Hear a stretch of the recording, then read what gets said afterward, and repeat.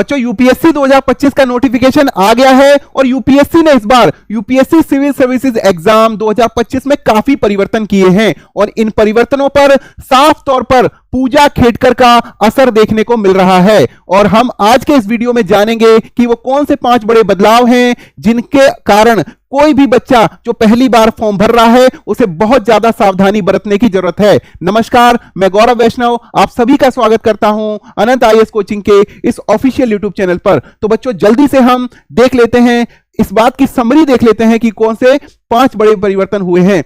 सबसे पहला जो परिवर्तन है वो है online question paper representation portal अपने और दूसरा बड़ा परिवर्तन है डॉक्यूमेंट के साथ में आपको इस बार सर्टिफिकेट भी अपलोड करने होंगे जिन पर आप रिलैक्सेशन ले रहे हैं, जिन पर आप रिजर्वेशन ले रहे हैं। तीसरा बड़ा परिवर्तन है सर्विस प्रेफरेंस इस बार पहले ही आपको भरनी होगी, प्री के बाद ही आपको कैडर प्रेफरेंस विंडो ओपन हो जाएगा, वो भरनी होगी।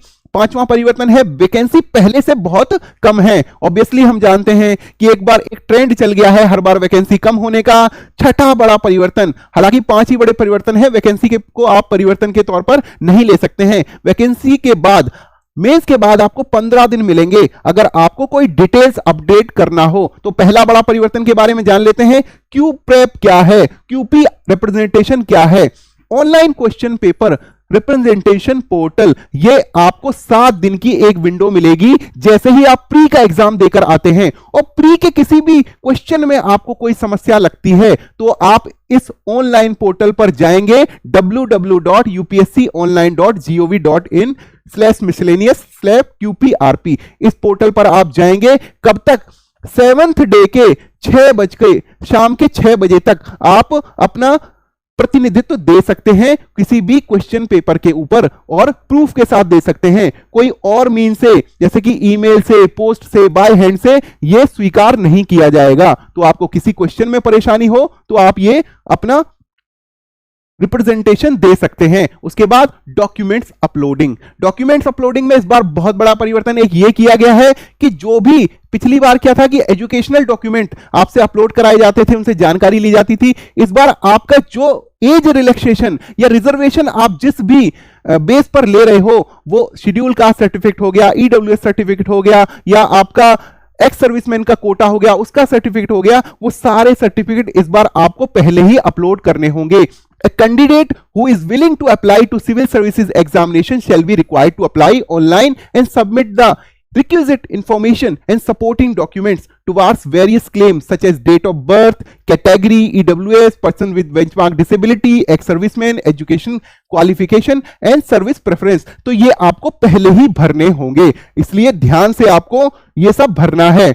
उसके बाद कैडर प्रेफरेंस, जैसे ही आपका प्री का रिजल्ट आता है, ये दूसरा बड़ा सुधार है कि जैसे ही आपका प्री का रिजल्ट आया तो आपको कितने 10 दिन मिलेंगे। तो बच्चों 10 डेज आपको प्रोवाइड किए जाएंगे, किस लिए कि आप कैडर प्रेफरेंस भर दें। आपको स्टेट कैडर अपना चाहिए, होम कैडर चाहिए या कोई ऐसा स्टेट जो आपको पहले से पसंद है उस कैडर में आपको जाना है, वो आप भर सकते हैं प्री के एग्जाम्स के रिजल्ट के बाद ही। उसके बाद तीसरा बड़ा परिवर्तन है सर्विस प्रेफरेंस। जैसे ही पहले ये जो प्रेफरेंस का जो भरवाया जाता था ये बाद में भरवाया जाता था, लेकिन इस बार आपको अपॉर्चुनिटी मिली है कि आप आईएएस पहले रखना चाहते हैं, आईपीएस पहले रखना चाहते हैं या कौन सी अन्य सेवा अपनी पहली प्रायोरिटी पर रखना चाहते हैं, वो प्रेफरेंस आप पहले ही दे सकते हैं।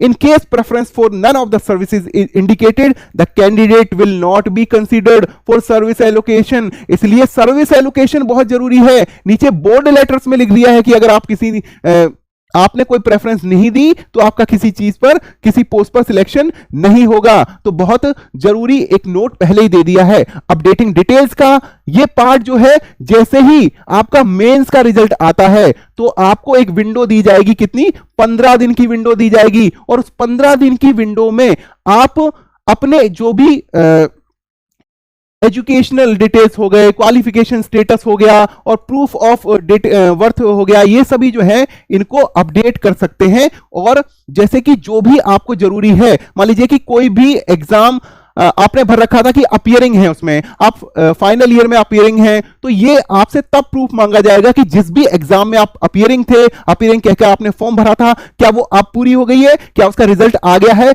नहीं तो आप पर्सनल इंटरव्यू पीटी नहीं दे पाएंगे, पर्सनल इंटरव्यू नहीं दे पाएंगे अगर आपकी वो क्वालिफिकेशन का फाइनल सर्टिफिकेट आपके पास नहीं है। दूसरा नोट में दिया गया है, in this period all the candidates qualified for the personality test shall also provided an option to update correspondence postal address, higher education qualification, achievement in different field if any, और या फिर employment detail. मान लीजिए कि उस दौरान आपकी कोई नौकरी लग गई है या फिर आपने कोई हायर एजुकेशन प्राप्त कर ली है तो उसकी डिटेल आप मेंस के बाद भर सकते हैं। लास्ट में क्या है, लास्ट बट नॉट लीस्ट, सबसे बड़ा जो एक मुझे परिवर्तन देखने को मिल रहा है, ये तो एक ट्रेंड बन गया है कि हर बार वैकेंसी कम होती है। हम यहां पर देख लेते हैं कि वैकेंसी किस प्रकार से कम हो रही है। 2022 में आपके पास 1011 वैकेंसी थी, 2023 में क्या हुआ, 1105 वैकेंसी हो गई, और ये ट्रेंड घटता हुआ फिर क्या हुआ, 2024 में ये वैकेंसी जो है वो 1056 रह गई, और उसके बाद अब आप 2025 में आप देख रहे हैं कि वैकेंसी कितनी रह गई, 979 वैकेंसी मात्र रह गई हैं। तो ये ट्रेंड अगर इसी प्रकार से चला तो हो सकता है कि वैकेंसी भविष्य में और कम हो जाएं। हमने तो ये सुना था कि इस बार आईएएस की जो सेवाएं हैं, आईएएस की जो सीट्स हैं वो बढ़ाकर 180 से 200 की जानी है, लेकिन अभी जो आपको मौजूदा जो फॉर्म में जो कंडीशन दिख रही है, जो परिस्थिति दिख रही है, वो तो ये दिख रही है कि 2025 में और भी ज्यादा सीटें कम हो गई हैं। तो बच्चों, आपको यह वीडियो कैसा लगा इसके बारे में हमें जरूर बताइए, और क्या हमारी बताई गई जानकारी आपके लिए लाभपूर्ण है, आपके लिए लाभप्रद है, तो ये जरूर बताइए। तब तक के लिए आप सभी से विदा लेते हैं। आप सभी को शुभकामनाएं। जल्दी से अच्छी तरह से फॉर्म भरिए, बिना किसी गलती के भरिए, और ये सारे सुधार जो हुए हैं ये सभी आप ध्यान में रखते हुए फॉर्म भरिए। तब तक के लिए आप सभी को नमस्कार।